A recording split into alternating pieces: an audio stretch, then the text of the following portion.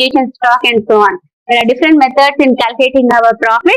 In next episodes, we'll be saying, but meantime, just go through all the recurring expenses, non-recurring expenses, and get thorough with our type of expenses that are incurred by consignor and consignee.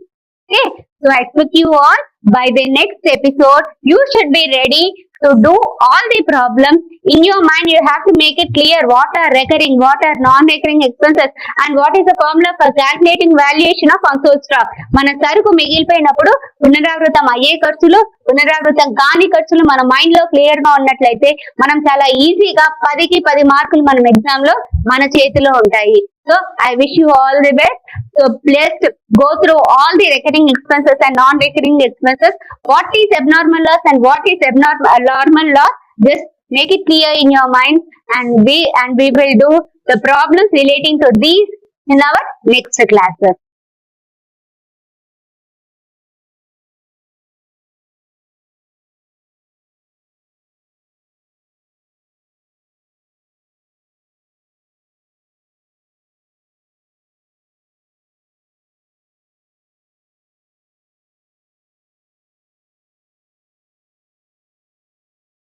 Students, I'm Gauri, Department of Economics from Vilamari Junior College for Girls from Antigudam. In last class, I have explained the national income, trends in the growth of national income, and sectoral contribution to national income, which all were for 2 marks, and one major topic, that is inequalities of income and wealth, which was for 10 marks. In today's class, let me talk about what is poverty, what are the types of poverty, and what are the various causes of poverty. With the help of this picture, we can clearly see that what is poverty. We consider that as a social phenomenon where sections of the society are not able to fulfill the basic needs of their life. That is basic food, clothing, and shelter. That is defined as poverty, which is for 2 marks. The next topic we have is what are the 2 types of poverty? The types of poverty, we have absolute poverty, and the next one is relative poverty. What is absolute poverty?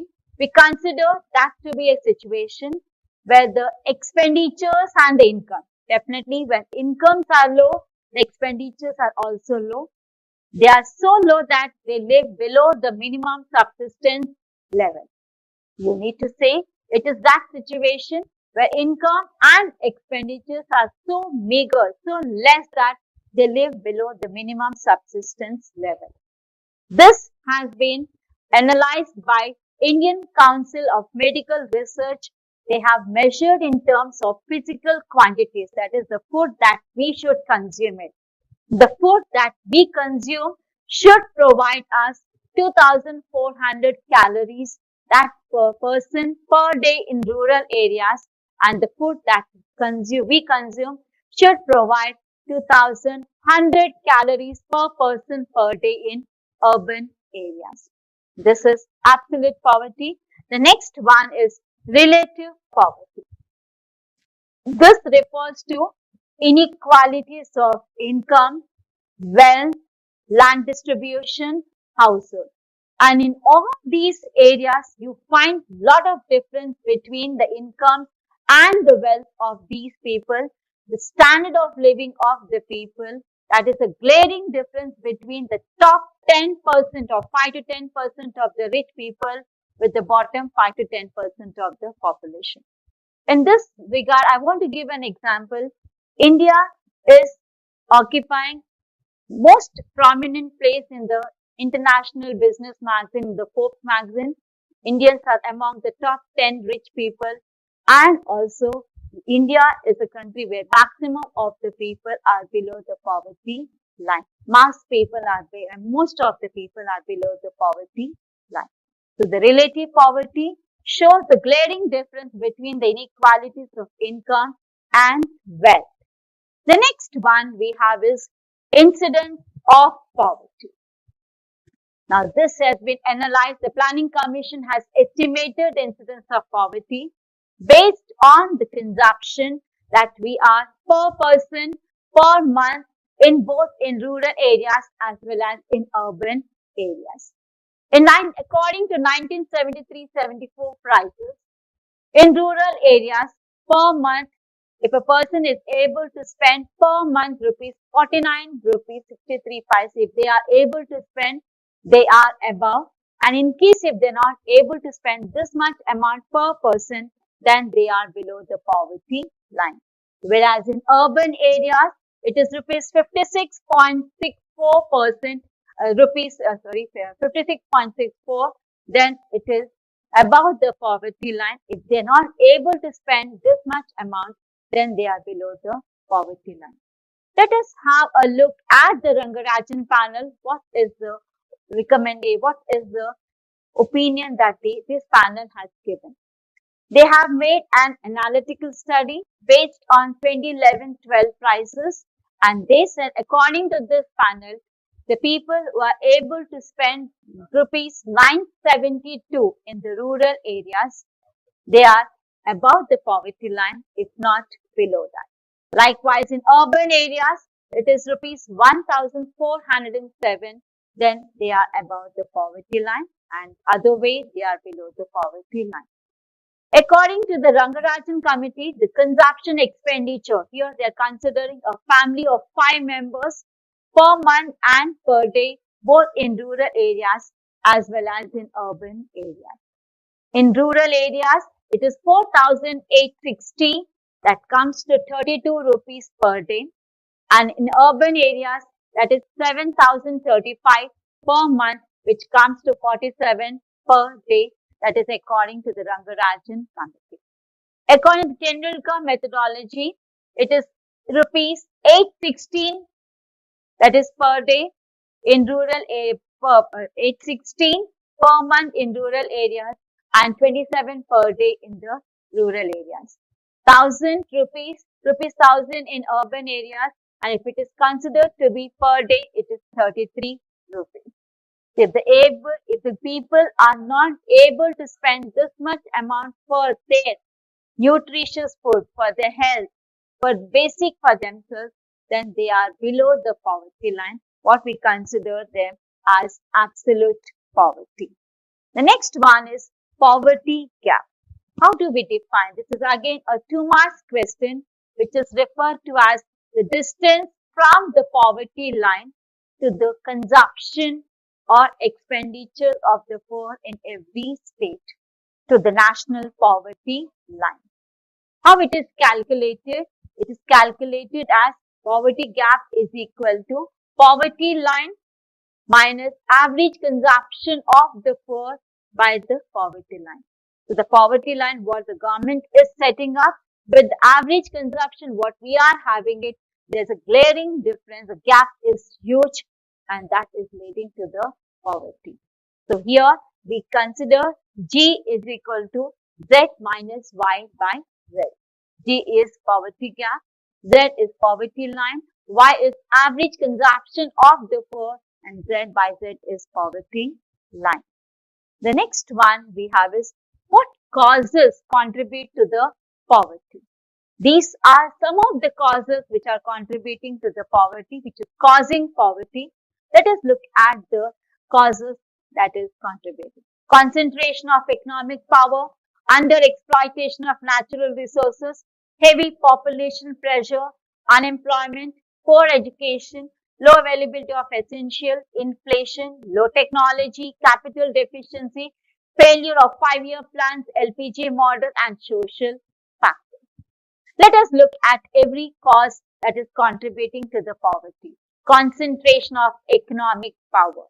The wealth of our country is not equally distributed among all the people in our country.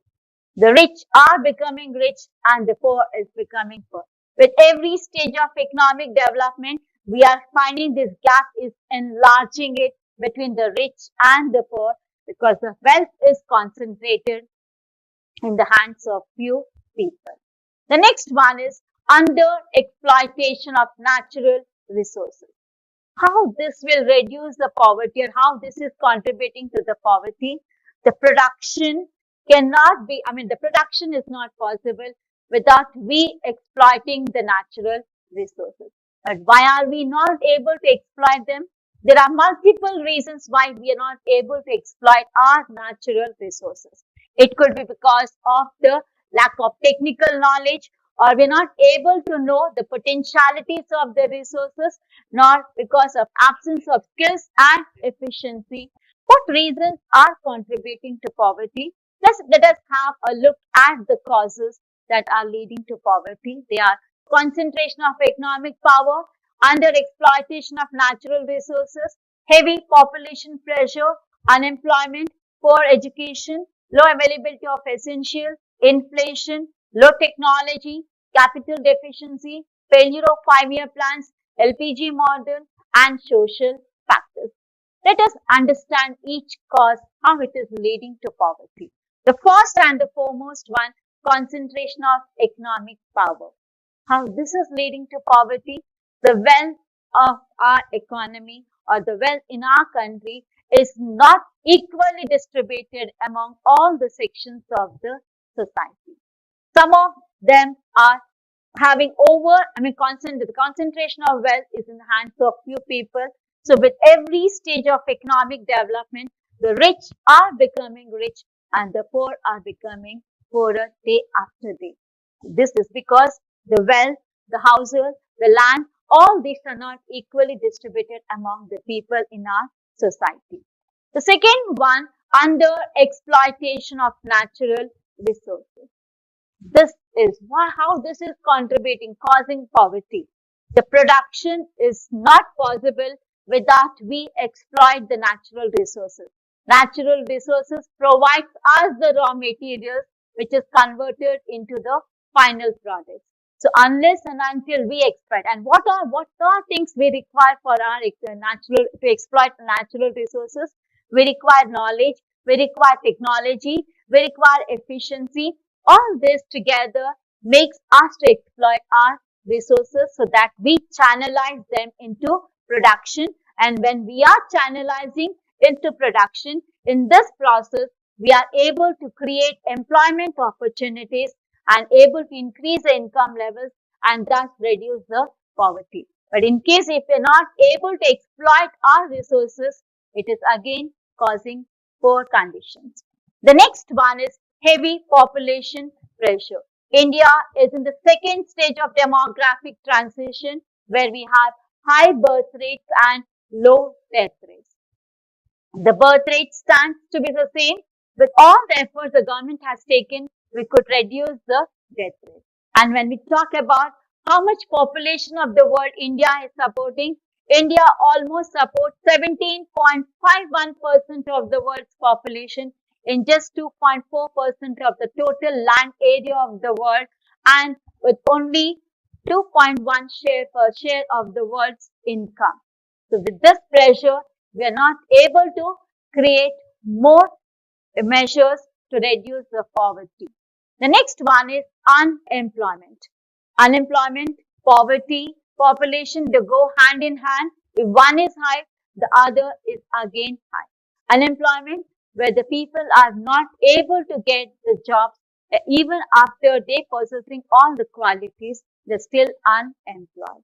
The next one is poor education. We emphasize on quality education, or education that can create livelihood.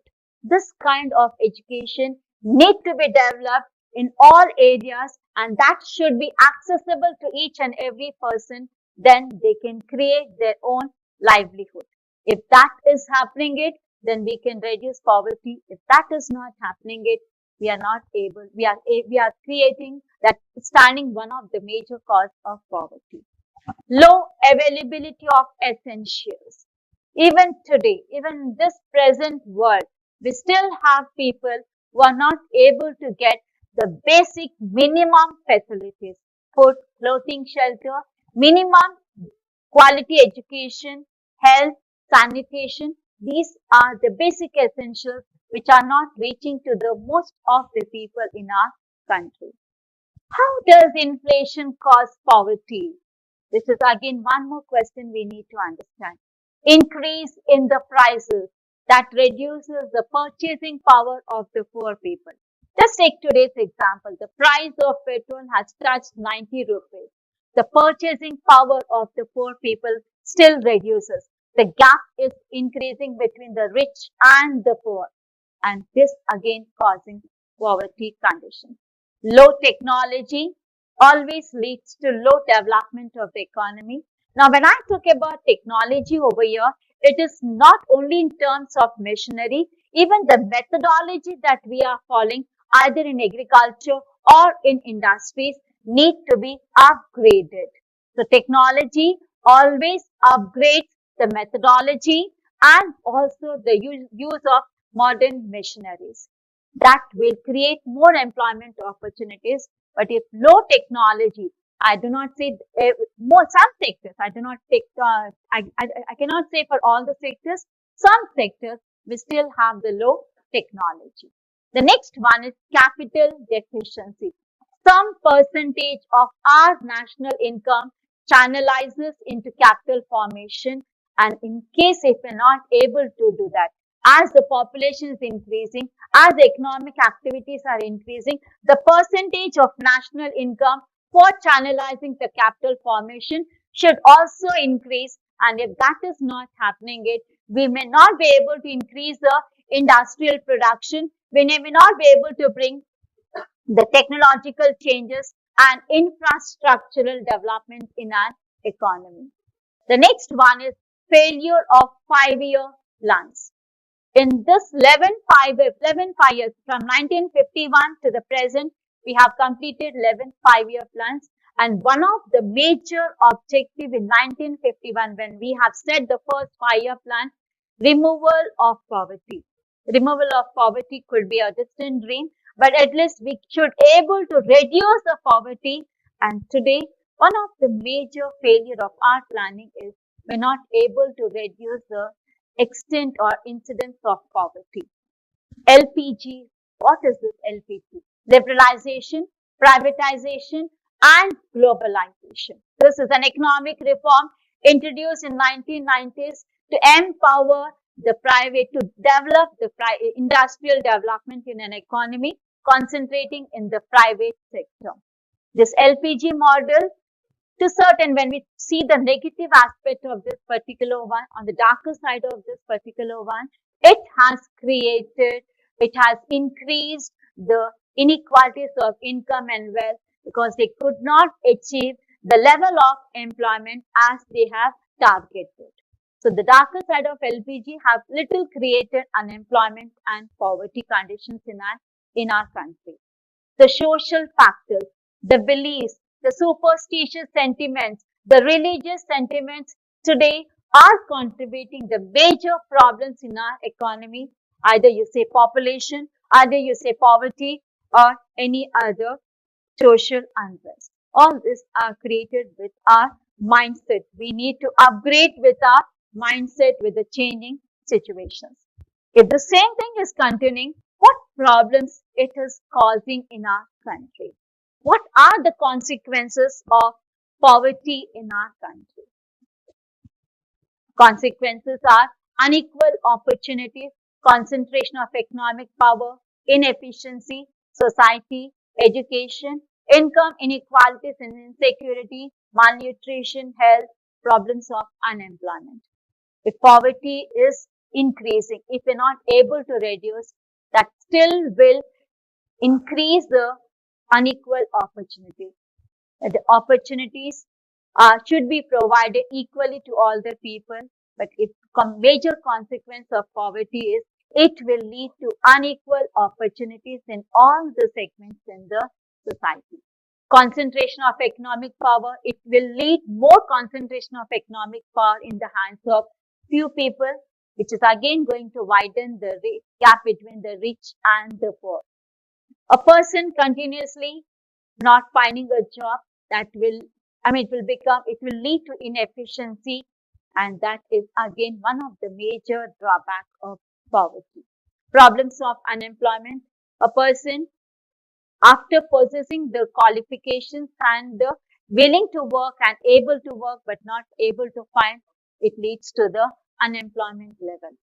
society that will disturb the smooth functioning of the society, that may lead to some unrest in the society, which may create some problems in an economy.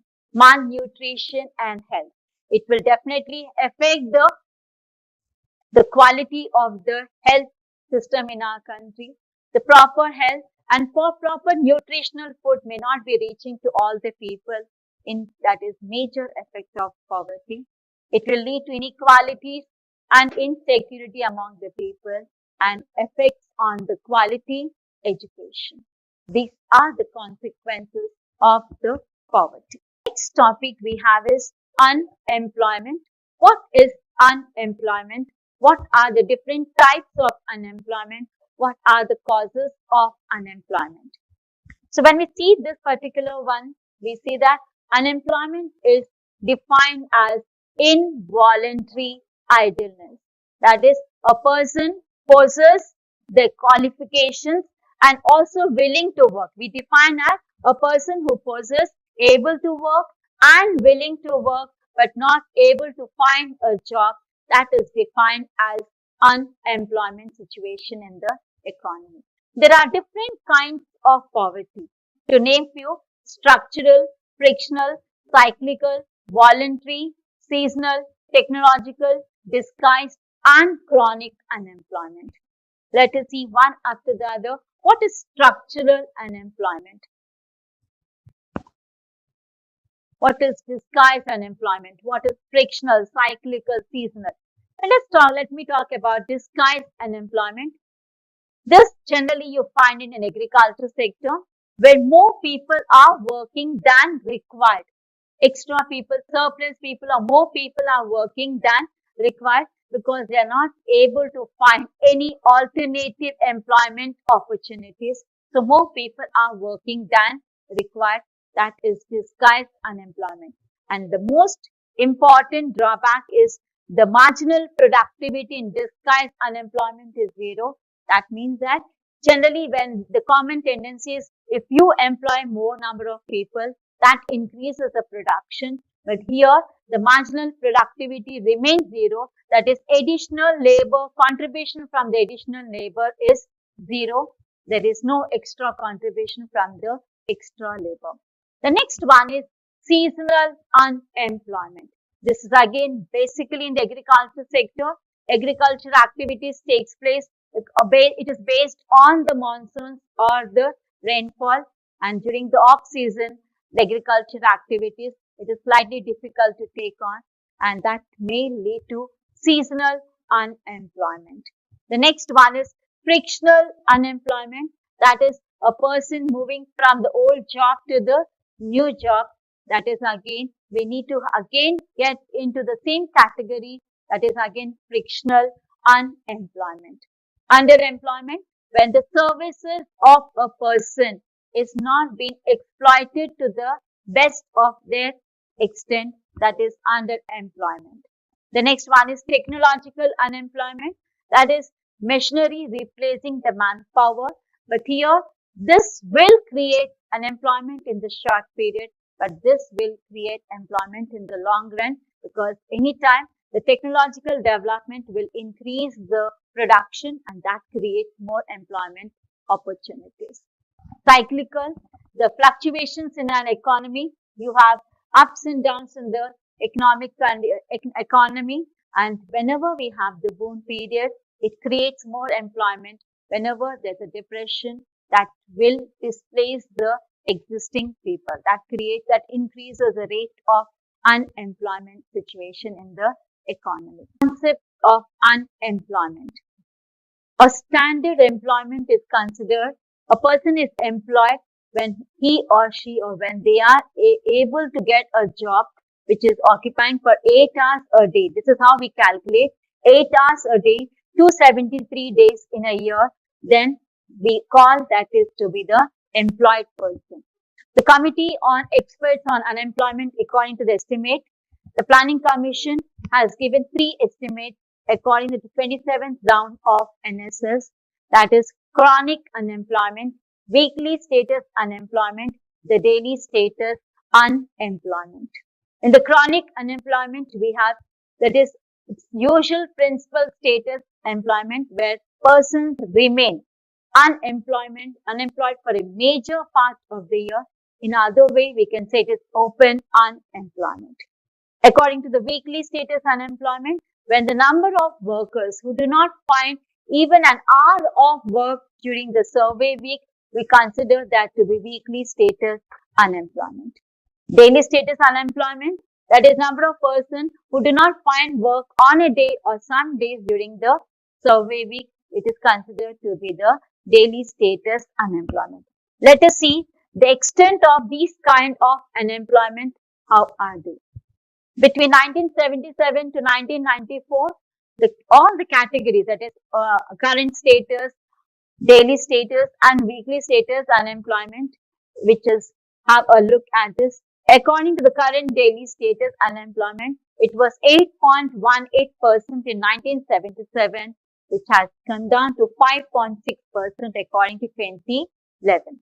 According to the UPS, that is from 1977 to 1994, which was 2.56%, and in 2012, it is 2.7%.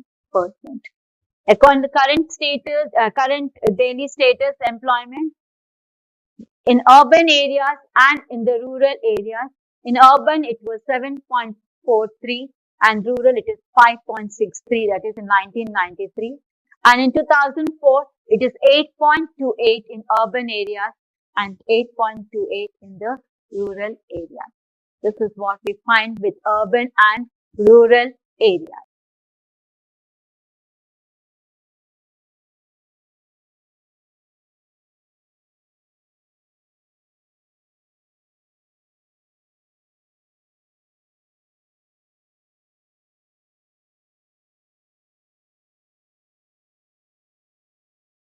Hello, this is Shankar Reddy, lecturer in political science from Government Junior College for Girls, Maredpalli, Secunderabad. గత క్లాసులో మనము రాష్ట్ర